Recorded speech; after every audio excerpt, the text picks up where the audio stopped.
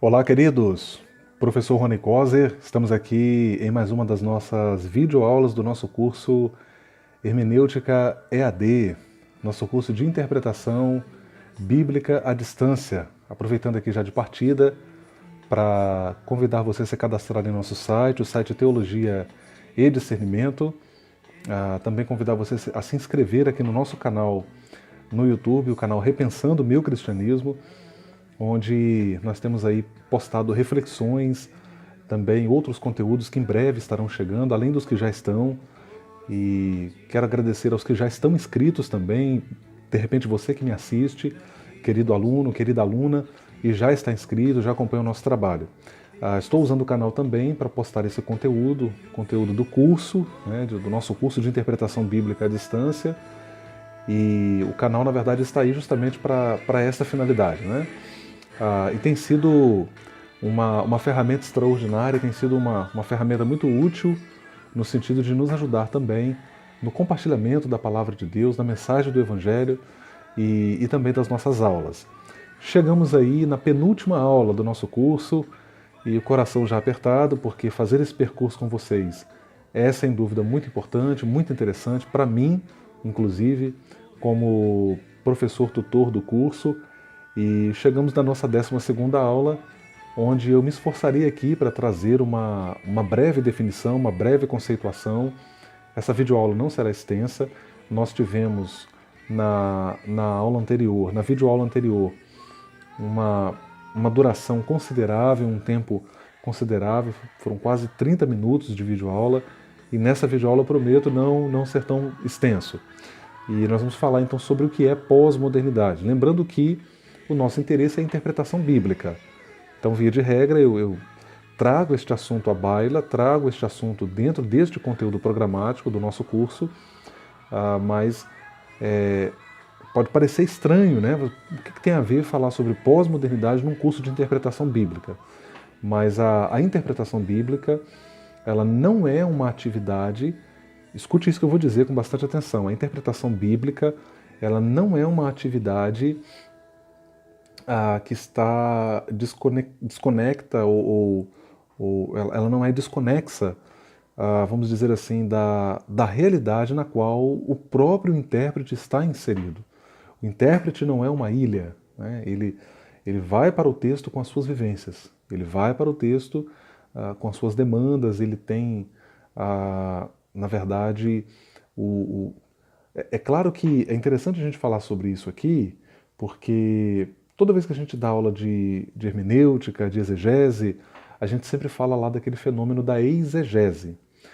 E a exegese nos seminários e mesmo nas faculdades teológicas, muitas vezes, a exegese ela é demonizada, né? Vamos dizer assim.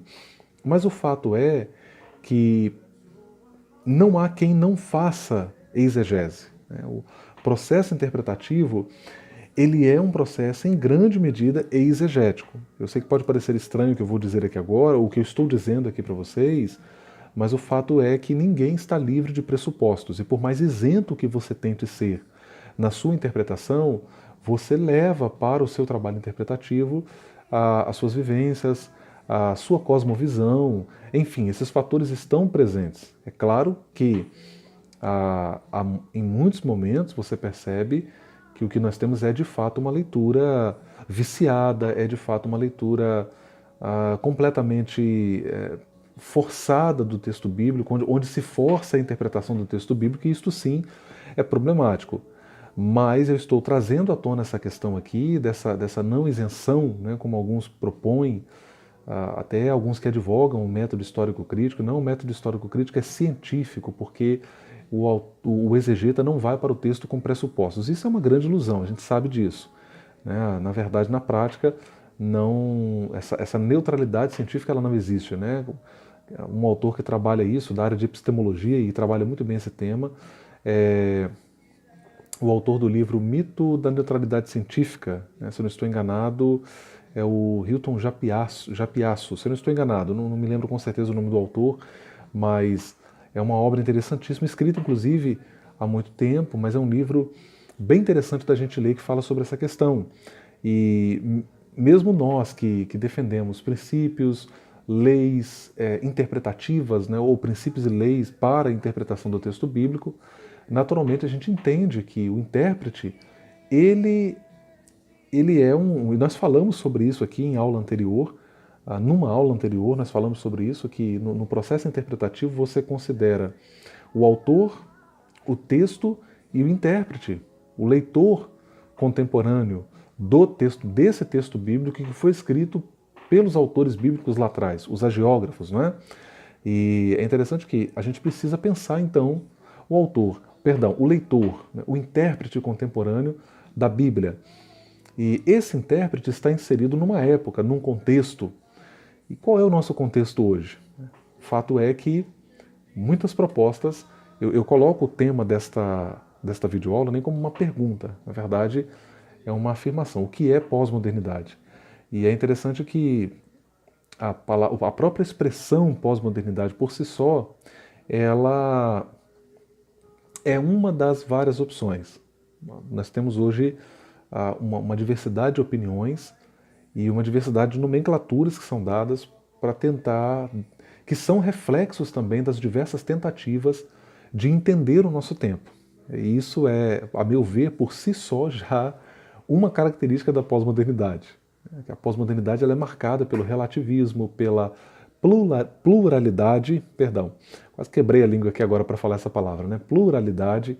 A gente tem isso muito forte na pós-modernidade. Naturalmente você tem diversas maneiras de se tentar entender este nosso tempo.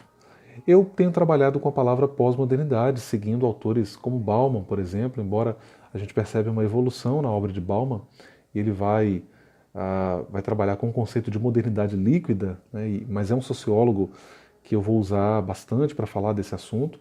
E entender o nosso tempo de fato é um passo muito importante, visto que a própria teologia, pensada em seu sentido mais lato, mais amplo, ela necessita olhar para a realidade que nos cerca e oferecer respostas, saídas, propostas, ou, em outras palavras, por que não dizer aqui, né, pessoal, diálogo.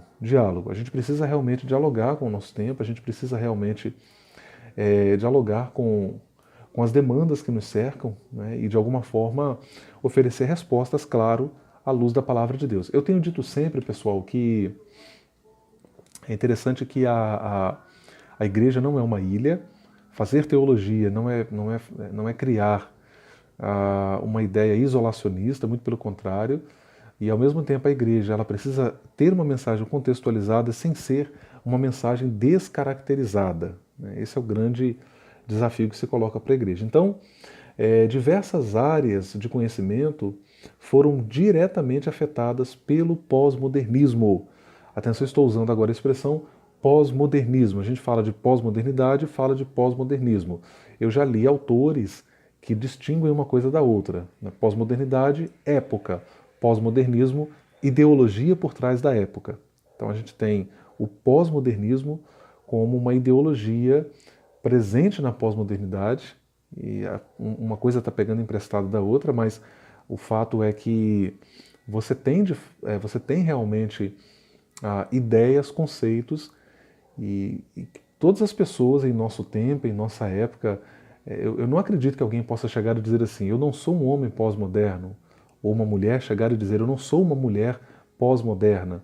Nós estamos na pós-modernidade, nós fazemos parte deste contexto, e mesmo que você que me assiste neste momento, talvez você diz assim, Rony, eu nem tenho condições intelectuais de articular uma temática como esta, mas o fato é que às vezes a gente está envolvido em processos que são processos pós-modernos e não nos damos conta disso. Exemplo, o utilitarismo. Exemplo, o consumismo. Bauman trabalha muito bem essa questão. Né? Vida a crédito é um dos títulos de uma das suas mais de 40 obras que foram traduzidas para o português aqui no Brasil. Então veja, a gente pode não ter condições intelectuais, filosóficas, sociológicas e teológicas, talvez até para articular, talvez você está me ouvindo e está dizendo, Rony, eu não tenho condições intelectuais para articular isso, mas você está inserido nesse processo. E a hermenêutica também sofre os influxos da pós-modernidade. Na próxima videoaula eu vou falar um pouquinho sobre hermenêuticas pós-modernas, e é interessante que a gente percebe que a própria hermenêutica, enquanto ciência interpretativa da Bíblia Sagrada, ela sofreu também os influxos do pós-modernismo, né? Vamos lá.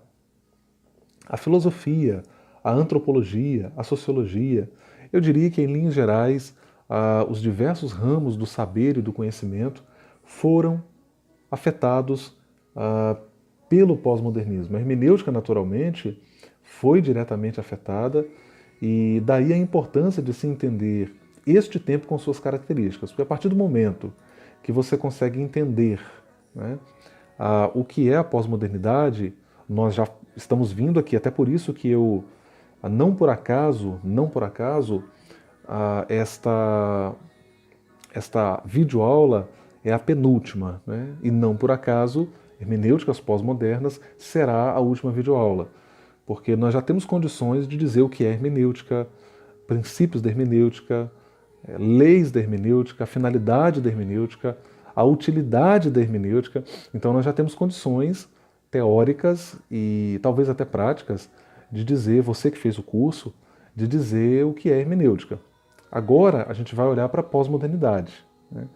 Entendendo que nós fazemos hermenêutica na pós-modernidade e de que maneira a hermenêutica foi afetada na pós-modernidade pelo pós-modernismo, né? Eu começo definindo a pós-modernidade e eu penso que este é um caminho viável para se entender este tempo, né, do qual eu faço parte, do qual você faz parte, né, você que me assiste. E é interessante que toda vez que eu vou falar de pós-modernidade, eu gosto de definir a pós-modernidade a partir de suas características, né? A gente pode fazer, claro, toda uma teorização, partir aqui para toda uma conceituação da pós-modernidade, mas eu acredito que essa iniciativa de definir a pós-modernidade pelas suas características, ela é muito positiva e ela é muito prática também, né? Eu começo então alistando, eu vou alistar algumas então dessas características da pós-modernidade justamente para entendê-la, né? E a primeira que eu vou colocar é que a pós-modernidade ela é um tempo de profundas mudanças, né? E é um tempo de profundas mudanças nos mais diversos setores da sociedade, por que não dizer da humanidade, né? Na religião, na religiosidade, na família, nas relações sociais e econômicas, nas relações sociais de forma não apenas pensada, não pensando o contexto empresarial, não pensando a questão econômica, mas também nas relações de fraternidade, casamento, amizade. As relações sociais hoje, de uma forma geral, elas sofreram também mudanças muito profundas, e entre outras que nós poderíamos alistar. É importante pontuar também que essas mudanças não apenas estão ocorrendo aos montes, mas num processo acelerado. E eu diria que o pé no acelerador continua pisando cada vez mais forte, né? O pé do acelerador, o pé no acelerador da pós-modernidade é um pé pesado. A pós-modernidade ela é um processo, mudanças constantes, a gente não consegue acompanhar. Tudo hoje que nos cerca é dinâmico, né? Veja, por exemplo, as mídias sociais. Veja, por exemplo, o Facebook, né? Você tem mudanças que são feitas no recursos e mais recursos que vão sendo inseridos, e enfim, uma mídia social que vai substituindo outra, tudo muda, e não só muda profundamente, como tem mudado também de maneira muito rápida, perdão. A pós-modernidade, por conseguinte, aí eu vou alistar aqui uma outra característica da pós-modernidade, ela é um tempo de fragilização ou liquefação, nas palavras de Bauman, onde você tem um esfacelamento das relações e das estruturas. Relações e estruturas essas que outrora eram estáveis, firmes. Na pós-modernidade não há solidez. Na pós-modernidade as relações são líquidas, isto é, elas se desfazem ou se amoldam facilmente aos contornos propostos. É por isso que Bauman usa a metáfora da liquefação, da água, né, líquido, porque independente da forma que o vasilhame tenha, a água ela vai se contornar aquela forma ali em que a água é colocada, em que ela é colocada. É o oposto do sólido, né? O sólido não se adequa facilmente, ele é mais estável, ele é mais durável, a sua forma é mais permanente, ao passo que a água não. Então é interessante isso, porque a pós-modernidade é isso de fato. né? Perceba que hoje se fala de novos modelos de família, porque o modelo tradicional, né, como se diz, já é visto como obsoleto. Então, isso é uma característica da pós-modernidade e representa um grande desafio, inclusive, para a igreja, que preza por esse modelo tradicional de família e que entende que este modelo é bíblico e é o modelo que Deus espera para a família, de fato. É interessante que isso leva também a uma ruptura do sentido, ruptura do significado, né? E aí a gente começa a perceber a relação disso com a hermenêutica, porque a hermenêutica é a interpretação de um texto que tem implicações para a vida. Logo, eu interpreto também a vida. Logo, eu interpreto também a minha existência. Porque a maneira como eu encaro a minha existência, eu faço a partir de um texto. Esse texto em foco aqui, claro, é o texto bíblico. Então, se você tem uma interpretação fragmentada, isso pode também redundar numa compreensão da vida que seja líquida, que seja esfacelada, enfim. A pós-modernidade é um tempo, eu poderia citar aqui, pessoal, várias características. Ela é um tempo de decadência moral, é um tempo de individualismo, né? É um tempo de privatização da verdade ou de verdades, né? Veja que a gente fala de relativismo e a gente pensa relativismo em termos de pluralidade, mas não. O relativismo ele é, na verdade, a privatização da verdade. A minha verdade não é a sua verdade, é relativo. Então veja, você tem várias verdades. Tudo pode ser verdade. Eu penso que isso filosoficamente simplesmente não funciona. Na prática, muito menos. Mas o discurso teórico da pós-modernidade ou do pós-modernismo, a ideologia do pós-modernismo é essa. E isso foi transposto para a hermenêutica, né? Porque você já não tem uma interpretação da Bíblia que se interesse pela verdade, mas apenas sobre o que aquele texto significa para mim. Isso é problemático, né? Porque sendo a Bíblia entendida como uma revelação pressuposicional de Deus, ou seja, Deus quis se revelar através da sua palavra, e ali tem verdades que foram colocadas intencionalmente por Deus para o homem, de alguma forma isso acaba se perdendo de vista na medida em que eu interpreto o texto dentro de uma visão pós-modernista. E aí você vai ter gente usando a Bíblia para legitimar as suas práticas, muitas vezes reprovadas pela própria Bíblia. É o caso da teologia gay, você tem a teologia feminista, você tem outros exemplos que nós poderíamos citar. É claro, pessoal, que uma leitura feminina da Bíblia, ela é muito positiva, tá? O meu discurso aqui não tem qualquer conotação machista, mas assim como eu tenho crítica e eu faço crítica ao machismo, eu critico também o feminismo, porque na minha opinião, na minha compreensão, o feminismo ele usa a mesma mecânica do machismo. É apenas pelo fato de ser mulher, a mulher então tem uma visão privilegiada, né? Ou ela deve ser priorizada, enfim. O que a gente percebe às vezes, inclusive, não é nem uma defesa da dignidade da mulher, mas a implantação de uma cultura ou de uma cosmovisão ginocêntrica. E, a meu ver, isso é muito problemático, né? Tanto quanto é o machismo.